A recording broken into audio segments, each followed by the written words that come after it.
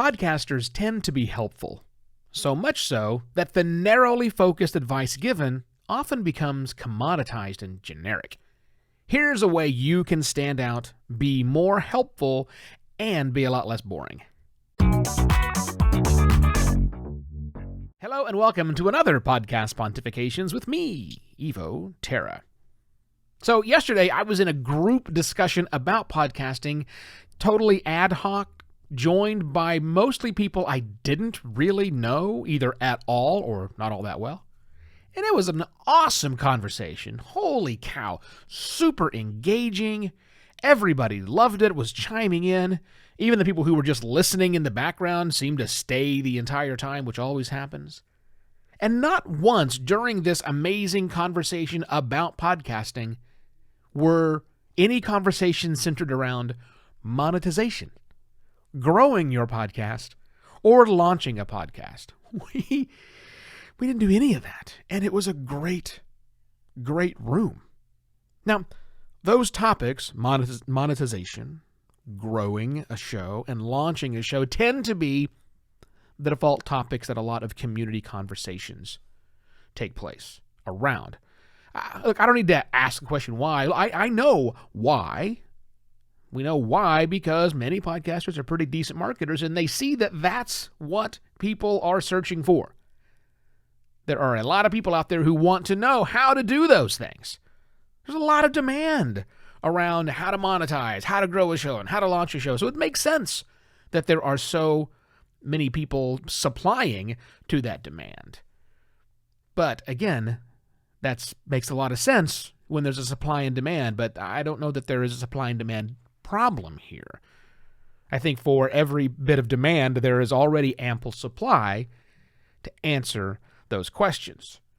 And when you're in one of those situations, the race to add to that conversation is not really about a race to build the best information. It becomes a race to build the most optimized information, which is, as you might imagine, not the same.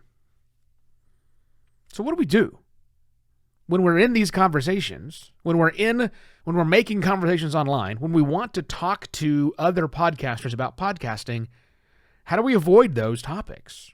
Well, I successfully did it yesterday, and I successfully try to do it all along. Everything that I do, I try to avoid those topics, again, because there is such rich content out there right now. My advice to you is do that, is share what you do as a podcaster. People want to hear about your process, not so they can copy it, but so that, well, maybe so they can copy it. Share what you love about podcasting, why you continue to do it. We need to hear those stories. Those stories need to be in these community discussions, in these groups, in these clubs, in these rooms, whatever. I mean, I honestly think that content that inspires is every bit as important as content that informs. I really do. In fact, it might be in such a sea of how to content that this more, I hate to say inspirational content because I'm not suggesting you start making inspirational quotes, but really being that putting yourself out there can work even better and inspire others to do something like you have done, not exactly what you've done. So I want you to think about the why that you keep podcasting the next time you head to a Facebook group about podcasting, or get in a Clubhouse room that's about podcasting, or join a Reddit forum or Discord server, whatever. Think about why you podcast. Resist the temptation to chime in when it's a super busy group and all the people are throwing out similar information about how to monetize and how to launch a podcast and how to grow a podcast. You may want to get in and share your stories about that, and that's fine if you want to do that. But, remember, a lot of people aren't going to remember the conversations if everybody's given the same sort of pat answers. So you're probably not doing a great job of standing out that way. You really resist that temptation to chime in when it's super busy, as I said. A better option might be to start your own conversations, as I did yesterday on a whim.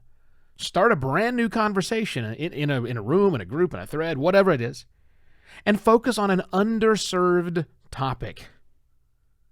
An underserved topic where specifically you have experience and can act as an example. I mean, you will really be surprised how much more rich and fulfilling those interactions will be, even if they're not said to a group of hundreds or thousands, because your people will connect with your content more. So yeah, great idea, Evo, but how do you know what to talk about? You probably want to know. How do you know what to talk about? Look, you know what to avoid.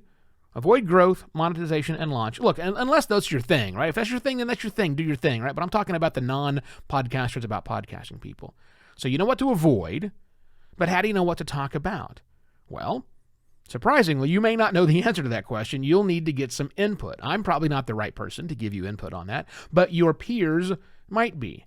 The other people in your podcasting group, if you've got other people you connect with, or maybe just a batch of listeners that are really engaged with what you do, ask them. Have them tell you what they love about the show and you that they think might be shareable. Forward this email off to them. Sure, it's a way for me to grow podcast pontifications, but also to act as an icebreaker so that you can say, I want to do what this guy says. How do you think I should do it?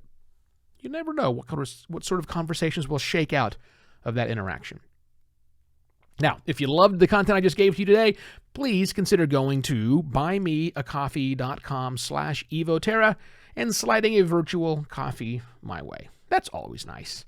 That's it. I shall be back tomorrow with yet another podcast, Pontifications. Cheers.